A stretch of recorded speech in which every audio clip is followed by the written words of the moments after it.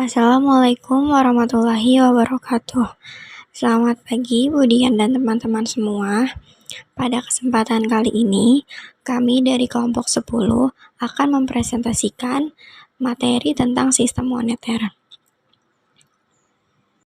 Sebelumnya, izinkan saya untuk memperkenalkan anggota kelompok terlebih dahulu. Yang pertama ada saya sendiri, Nandini Resma Eka Saputri. Yang kedua ada Anastasia Gloria. Yang ketiga ada Aulia. Baik, yang pertama akan kami bahas yaitu mengenai pengertian dari sistem moneter itu sendiri. Apa sih pengertian dari sistem moneter? Sistem moneter itu adalah pengaturan dan kebijakan keuangan negara secara menyeluruh, termasuk standar nilai uang serta peraturan tentang ciri dan sifat-sifatnya. Sistem ini juga mengatur jumlah uang yang beredar di sebuah negara agar inflasi bisa terkendali. Inflasi yang tidak terkendali akan mengakibatkan nilai mata uang anjlok. Jika nilai mata uang anjlok, maka harga akan melambung tinggi. Uang tidak berarti lagi dan dapat mengancam kondisi perekonomian suatu negara. Sistem moneter juga mengawasi cadangan valuta asing negara, nilai devisa, serta semua komponen yang berhubungan dengan keuangan negara. Baik, berikutnya ada jenis-jenis yang terkandung dalam sistem moneter. Yang pertama ada kebijakan moneter kontraktif. Kebijakan moneter kontraktif adalah suatu kebijakan dalam rangka mengurangi jumlah uang yang beredar. Kebijakan ini bisa disebut juga sebagai kebijakan uang ketat.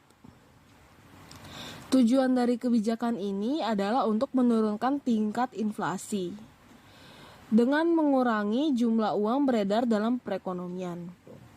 Ada beberapa cara untuk melakukan kebijakan moneter kontraktif ini, dengan menaikkan suku bunga, menjual surat-surat berharga, menaikkan cadangan kas, dan membatasi atau memperketat pemberian kredit. Lalu yang kedua ada kebijakan moneter ekspansif. Kebijakan moneter ekspansif ini adalah kebijakan yang mengatur jumlah uang yang dipasok dalam perekonomian. Kebijakan moneter ekspansif atau biasa juga bisa disebut sebagai kebijakan uang longgar adalah kebijakan untuk menambah jumlah uang yang beredar di masyarakat. Tujuan dari kebijakan ini adalah untuk meningkatkan pertumbuhan ekonomi dengan resiko inflasi akan semakin tinggi.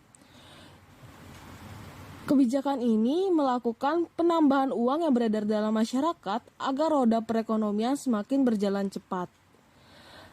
Ada beberapa cara yang dapat dilakukan untuk melakukan kebijakan moneter ekspansif ini, dengan menurunkan suku bunga, membeli sekuritas pemerintah oleh bank sentral, dan menurunkan persyaratan cadangan untuk bank. Yang selanjutnya ada fungsi sistem moneter. Secara umum, sistem moneter berfungsi sebagai pengatur nilai dan jumlah uang yang beredar di suatu negara. Yang kedua, untuk mengendalikan laju inflasi. Yang ketiga, untuk mendorong stabilitas ekonomi di suatu negara. Yang keempat, untuk memperkuat perekonomian negara secara umum. Yang kelima, untuk menentukan arah kebijakan keuangan suatu negara. Yang keenam, untuk mengendalikan tingkat suku bunga. Yang ketujuh, untuk memajukan perekonomian suatu negara. Selanjutnya yaitu tujuan dari sistem moneter. Yang pertama, menjaga stabilitas ekonomi. Jadi, jalannya suatu perekonomian akan terganggu jika jumlah uang yang beredar melebihi atau lebih sedikit dari jumlah barang dan jasa yang beredar. Hal ini bisa mengakibatkan terjadinya inflasi atau deflasi. Untuk itu, kebijakan moneter sangat diperlukan untuk menjaga stabilitas ekonomi.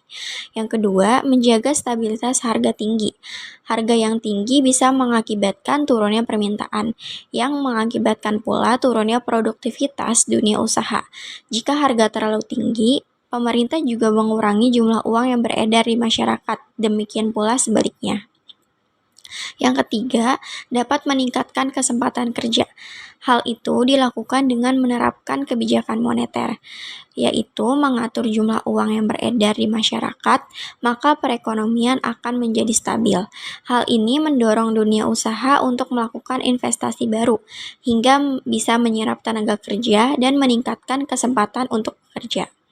Selanjutnya, memperbaiki posisi neraca perdagangan dan pembayaran. Salah satu kebijakan moneter yaitu dengan menjalankan kebijakan menurunkan nilai mata uang dalam negeri terhadap mata uang asing atau devaluasi. Dengan devaluasi ini, pada akhirnya bisa meningkatkan ekspor ke luar negeri. Meningkatkan ekspor akan mengakibatkan neraca perdagangan dan neraca pembayaran tidak mengalami defisit. Lalu selanjutnya ada fungsi dari bank sentral. Bank sentral memiliki 6 fungsi utama, yaitu 1. Memperlancar lalu lintas pembayaran. Untuk fungsi yang pertama ini, bank sentral menciptakan uang kartal serta menyelenggarakan clearing antar bank umum. Lalu yang kedua, sebagai bankir, agen, dan penasihat pemerintah. Dalam hal ini, bank sentral sebagai bank pemerintah yang memelihara, memberikan pinjaman, melaksanakan transaksi yang menyangkut valuta asing, menerima pembayaran pajak, serta menganalisis data ekonomi negara. Lalu yang ketiga ada memelihara cadangan kas bank umum. Hal ini termasuk dalam kebijakan bank sentral untuk menambah atau mengurangi jumlah uang yang beredar. Sama seperti jenis-jenis dari sistem moneter yang sempat dibahas pada slide sebelumnya. Lalu yang keempat ada memelihara cadangan devisa negara. Bank sentral berfungsi sebagai internal reserve untuk keperluan jumlah uang beredar dan external reserve untuk alat pembayaran internasional. Lalu yang kelima ada mengawasi kredit.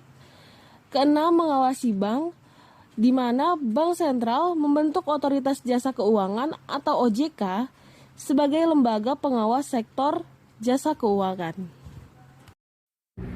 Yang terakhir ada pengaruh jumlah uang dan kredit pada perkembangan ekonomi. Peningkatan jumlah uang dan kredit harus diimbangi dengan stabilitas keuangan. Jika kredit diberikan secara tidak bijak, dapat muncul risiko keuangan seperti krisis perbankan dan ketidakstabilan pasar keuangan. Jumlah uang yang beredar merupakan unsur yang cukup signifikan terhadap keadaan perekonomian suatu negara, yaitu eratnya hubungannya dengan tingkat inflasi. Jika jumlah uang yang beredar terlalu sedikit, maka kegiatan ekonomi akan menjadi surut. Penyediaan kredit yang memadai dapat mendukung investasi dan konsumsi, yang pada gilirannya dapat mendorong pertumbuhan ekonomi. Kredit yang mudah diakses dapat membantu pengusaha memperluas usaha dan meningkatkan produksi. Sekian pemaparan materi dari kelompok kami, kurang lebihnya mohon maaf, dan terima kasih kepada teman-teman yang sudah menyimak video ini dari awal hingga akhir. Jika ada tanggapan atau pertanyaan, dipersilakan untuk bertanya melalui WhatsApp group. Kurang lebihnya mohon maaf. Wassalamualaikum warahmatullahi wabarakatuh.